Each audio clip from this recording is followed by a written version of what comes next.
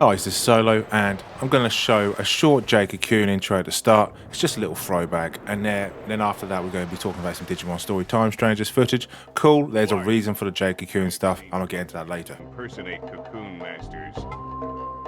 If you are a real Cocoon Master, show me by playing that flute. Slowly now.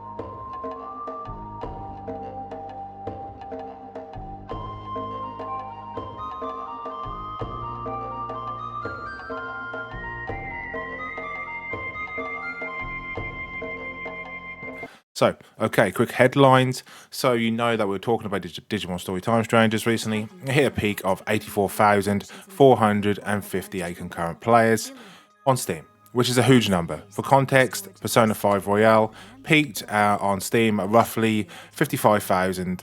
So Digimon has more than nearly doubled Persona's best concurrent player count on the platform. That alone tells you this is more than just a nostalgia peak.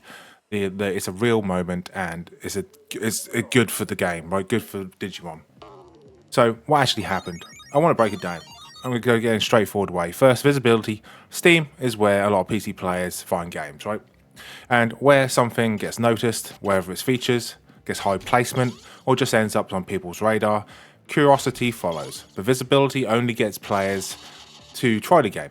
It doesn't actually make them stick on the game and stay on the game, right? The reason Time Strangers keep so many people playing comes down to the game itself. At its core, Time Strangers gives players a system to explore. The monster taming is deep and satisfying in ways, meaningful evolution paths, unlike a certain Pokemon game, choices that actually change how Digimon performs, and mechanics that reward tinkering and experimentation. That's what makes you come back to Digimon, is not the grind. It's because you're curious what happens when you mix the two traits or the two Digimon, and what happens if they evolve this Digimon in that way or instead of that way, right?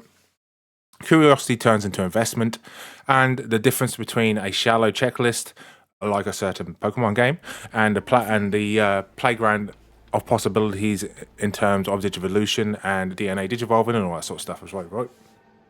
Nostalgia also plays a part in this too. And it's worth being honest about it. People who grew up with Digimon are kind of older now, right? We're about around the 30s, sort of maybe 40s, and they want a taste of the past, right? It doesn't feel dated. Time Strangers manages to get balance. It nods to the classics without copying them, and it wraps those nods in modern systems. The result feels familiar and new at the same time, and that dual sort of combo is powerful.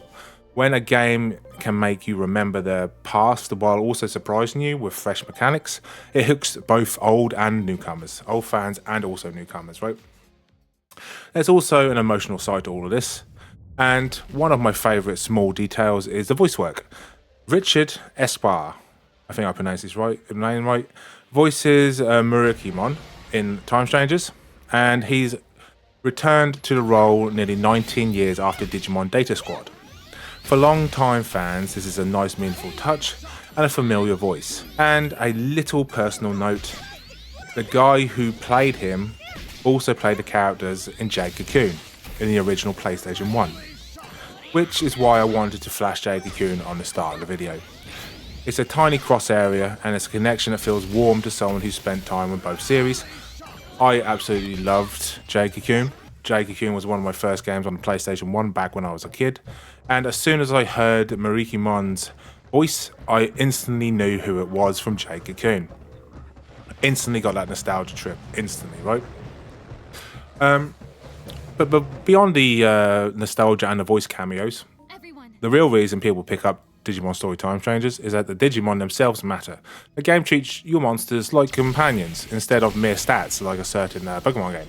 When evolution choices change, movesets and gameplay approach, you stop to think in terms of how fast I can beat this game and start thinking in terms of how I can craft a Digimon that makes this one clever thing or that kind of design. You know, the rewards, thinking and experimentation. It makes the players feel smart when they stumble upon a useful combination or an unaffected or effective glitch, for example. Like duplicating certain Digimon when you de-digivolve and digivolve, for example. Those small moments to discover are powerful. They are also what players remember and what they talk about and share videos about, right? So pacing obviously also matters in Digimon Time Strangers, but the Time Strangers doesn't overwhelm you right away. It gives you enough to enjoy in the early hours, and then layers complexity over time. So your curiosity is always sort of constantly rewarded, and that pacing is important for both new players and returning fans. New players get hooked by the instant fun, while people who have played Digimon before get a deeper sense of unlocking complexity and mastery. When a game nails the pacing, it becomes deeply replayable and keeps the players engaging beyond the first weekend. And the big thing about that is Mega Plus difficulty. A lot of people go in to play Mega Plus difficulty straight away. Honestly, I'm nearly completed Pokemon, and I will not be playing a second time. I'm not going to lie. As soon as I complete that campaign, I will not be going back to it, not like Digimon. So we had a look at the community. The community response in other forms like Steam reviews, forum discussions, and word of mouth. It has also helped people post helpful tips, share surprising evolutions, or write the game scratched on an itch they didn't know they had. Right, the social proof lowers the threshold of others to try it. Basically, right. Reviews and discussions serve as a kind of recommendation engine, I suppose you'd call it, especially with the latest reviewer score from the difference between Pokemon and Digimon, which is nearly double, or it's actually over double. People see the time they spend and think this game might be worth it, and it helps bring players who actually want to stick around, right? So let's be clear about the scale and contents. Hitting 84,000 peak players puts Time Strangers among the most played single-player JRPGs on Steam in recent memory. It outpaced several single-player entities from big series in terms of raw concurrent peak players on the platform. That doesn't erase the cultural importance of other franchises or anything like that, but it does show how much people still appreciate Digimon in general and a well-crafted, system-heavy JRPG. If you build depth and respect players' time, there's a real audience for it, right? Beyond systems and numbers, monster raising games are also good at creating rituals and memories, right?